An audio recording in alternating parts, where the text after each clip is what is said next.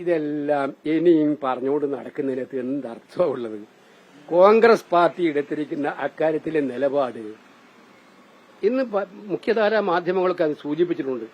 എല്ലാവരും സൂചിപ്പിച്ചിട്ടുണ്ട്. എല്ലാവർക്കും മനസ്സിലാവും. ഒരു പാർട്ടിയും കേരളത്തില്, പ്രത്യേകിച്ച് CPM പാർട്ടിക്ക് ചിന്തിക്കാൻ പോലും പറ്റാത്ത ഒരു ആക്ഷനാണ് ഞങ്ങൾ എടുത്തത്. ആ എടുത്ത നടപടിയിൽ ഞങ്ങൾക്കാരെയും സംരക്ഷിക്കേണ്ട പ്രശ്നമില്ല. അങ്ങനെ ഉണ്ടെങ്കിൽ ഞങ്ങൾ നടപടിയെടുക്കുമോ? എന്താ കോൺഗ്രസിൽ നിന്ന് പുറത്താക്കുക എന്ന് പറഞ്ഞാൽ അതിനപ്പുറം എക്സ്ട്രീം നടപടി എന്താ ഉള്ളത്? അങ്ങനെ പല ചിന്തയുണ്ടെങ്കിൽ ഞങ്ങൾ നടപടിയെടുക്കുമോ?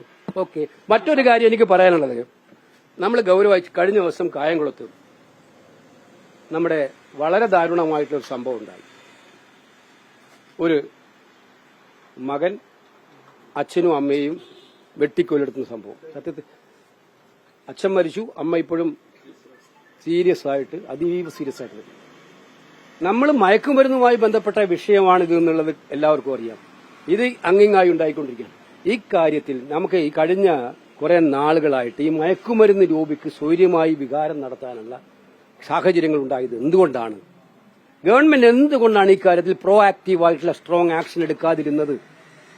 ജനങ്ങളുടെ നമുക്ക് കേൾക്കാൻ പറ്റാത്ത വാർത്തകളാണ് ഓരോ ദിവസവും കേട്ടുകൊണ്ടിരിക്കുന്നത്. പണ്ടൊക്കെ ഒരു അമ്മയെ മകൻ ശകാരിച്ചാൽ പോലും അത് വലിയ സംഭവമാകുന്ന കാലം ഇപ്പൊ നിത്യ സംഭവമായിക്കൊണ്ടിരിക്കുകയാണ്. കൊല്ലുന്നത് നമ്മളെല്ലാം മനസ്സിനെ മരവിപ്പിക്കുന്ന സംഭവങ്ങളാണ്. ഇക്കാര്യത്തിൽ ഈ മയക്കുമരുന്ന് ലോബിയെ പിടിച്ചുകെട്ടാനും നിർത്താനുമുള്ള ഇച്ഛാശക്തി എന്തുകൊണ്ട് സർക്കാർ കാണിക്കുന്നില്ല? പലരെയും സംരക്ഷിക്കേണ്ടതുകൊണ്ടാണോ? ഇത് വളരെ ദയനീയമാണ്. ഞാൻ ഈ ആലപ്പുഴയുടെ പശ്ചാത്തലത്തിൽ ആലപ്പുഴ MP എന്ന നിലയിൽ കൂടി പറയാൻ ആഗ്രഹിക്കുകയാണ്. ഇത് കായംകുളത്തിനായ സംഭവം ഇന്നലെ കഴിഞ്ഞ ദിവസം വേറെ സ്ഥലത്തും ഉണ്ടായി. ഇതേപോലെ സംഭവങ്ങൾ എല്ലാ ദിവസവും ഉണ്ടായിക്കൊണ്ടിരിക്കുകയാണ്. ഇത് വളരെ ഗൌരവതരമായിട്ടുള്ള കാര്യമാണ്. സർക്കാർ ഇക്കാര്യത്തിൽ പ്രോ ആക്റ്റീവായി നടപടി സ്വീകരിക്കുന്നില്ല എന്നുള്ളതാണ് എനിക്ക് വ്യക്തിപരമായ. മുഖ്യമന്ത്രിക്ക് ഞാൻ നേരത്തെ പറഞ്ഞല്ലോ, മുഖ്യമന്ത്രി ഇവരെയൊക്കെ സംരക്ഷിക്കാൻ വേണ്ടിയിട്ടാണല്ലോ ഇത് ഹൈക്കോടതിയുടെ വിളിച്ചത്. അതുകൊണ്ട് ഞങ്ങൾ അതൊന്നും പറയാൻ ഉദ്ദേശിക്കുന്നില്ല.